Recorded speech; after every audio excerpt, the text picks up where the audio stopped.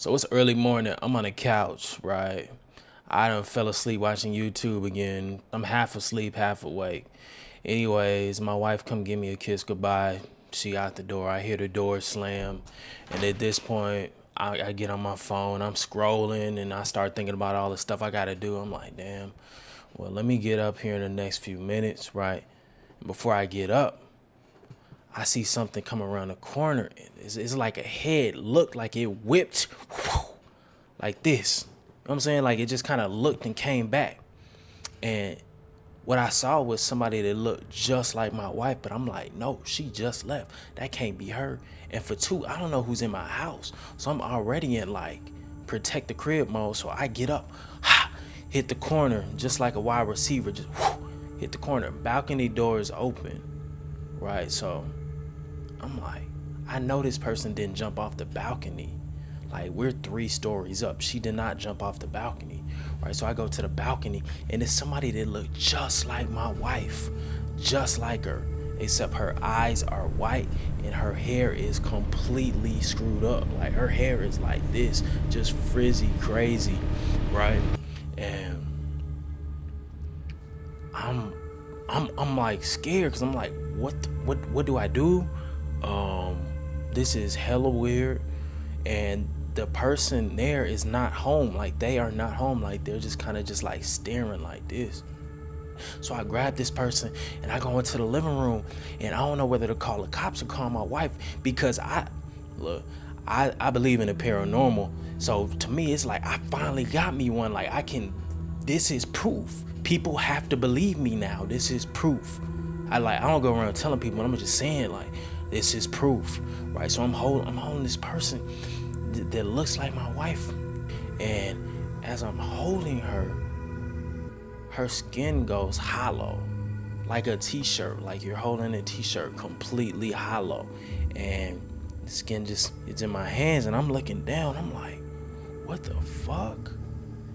And I look up and I see a white woman's back swing open my front door and run out. Door slam behind her. And I promise you, this was a dream, but when I woke up from this dream, I could not get out of bed. Like, I literally was in bed for like 20, 30 minutes trying to like regain my sanity. That's how scary it was, right? But anyways, that's the inspiration for this video. A doppelganger is basically seeing a double of yourself or a double of somebody else. The word doppelganger is actually a German word that means double walker. It's been documented across all cultures, and it's creepy as hell, and usually really weird stuff happens after seeing it, at least in the more popular cases, which isn't the best thing that I saw one of my wife. Let's hope everything is fine. Anyways. Okay, guys, I'm going to tell you the story of Emily Saget. She was a 32-year-old French teacher teaching in Latvia. It's the 1840s. She's teaching at an elite girls' boarding school. She has like 40-some students between the ages of 13 and 18. She's hella cool. Like, she's mild-mannered, polite. She's a bit on the nervous side, but, like, she's cool. Anyway, she's at the blackboard, as teachers always are. And all of a sudden, students start losing it, like freaking out. People are screaming. I mean, some people even fainted. So she turns around. She's like, are y'all good? Is everything okay? What's going on? And they're like, no, there was somebody behind you. She's like, what, somebody behind you? And they're like, yeah, they look just like you. And they were writing as well, except they were writing a little bit slower than her. And she said she didn't feel anything unusual. She didn't see anything. Nothing. Unfortunately, this was the start of it all. I mean, it was just primal fear coming from the students. Some said it lasted from a few seconds to a whole minute, and before you knew it, the whole school knew about it. And Emily's already a nervous person, so she became hyper aware. People were watching her with a hawk's eye, like literally everywhere she went. And I'm sure there were people like, hey, Emily, come here. Come do that thing. Like, they probably had her, hey, come write on my chalkboard. It just blew up from there. Okay, so it happens again. This time she's teaching a needlework class. She's in the front supervising, just sitting in her chair watching the students do their embroidery and all that sewing stuff, right? But she goes outside and she starts working in the garden, tending to the plants, right? A sub comes in.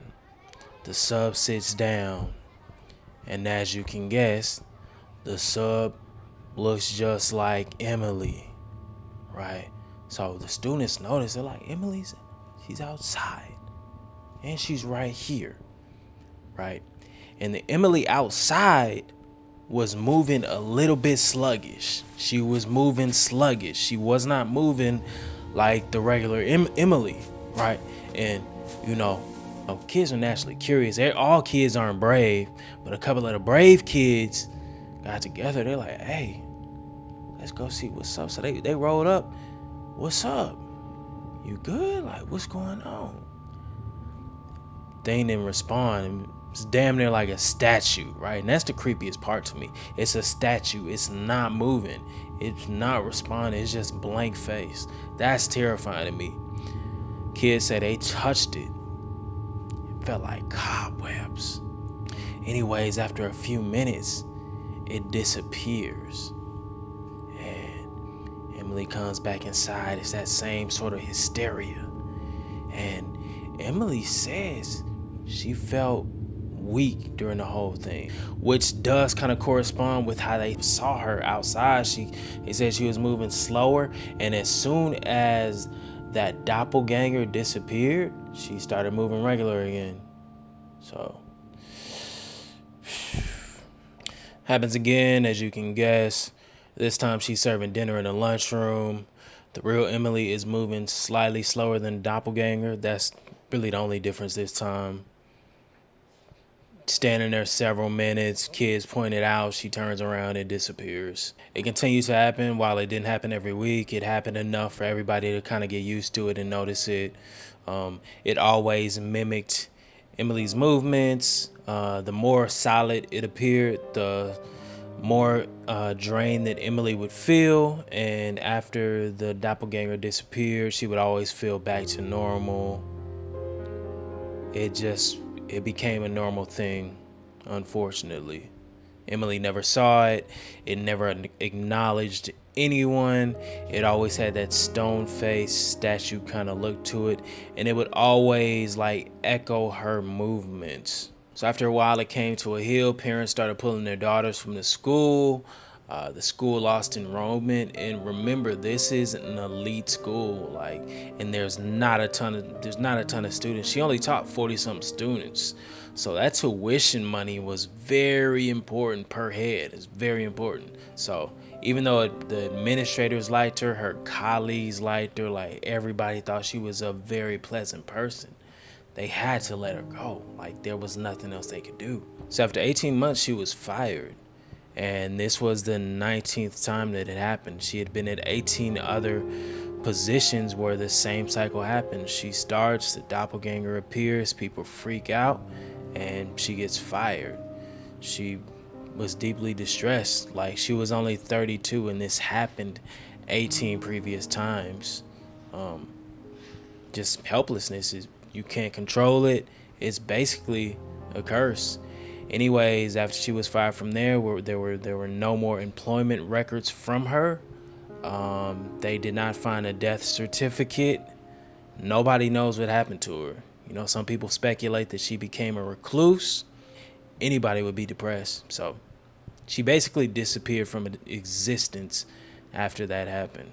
As far as theories behind the case, there's a few speculations. Some people say it's astral projection. Some people say it's a bilocation sort of phenomenon. You see it in religious studies. Basically, something satanic that only mystics kind of experience. And then they also say there was mass hysteria among the students. I personally don't think it's any of those. I think it's probably a real phenomenon. I think it's probably something more mathematical. Because I'm an individual who has dreams, and they correspond to events.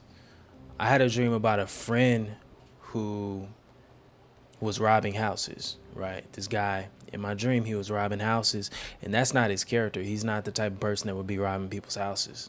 And I hadn't talked to this guy in forever. Right, so I called him. I was like, hey, you doing all right? I had a dream that you were robbing houses. And he told me no, but somebody from their church got robbed and they were living with his family at the time.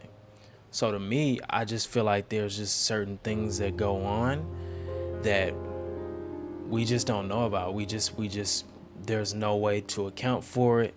There's no way for us to make sense of it. And I don't think it's anything like I don't think it's something that has to do with like magic or fairy tales. I just think it's just mathematical edge cases, anomalies. It's just gonna happen. We're in a mathematical universe, so I think stuff like that happens. Now, is it scary? Hell yeah, but we're living in a mathematical based reality, so that's what I think. Please like, please subscribe. Thank you.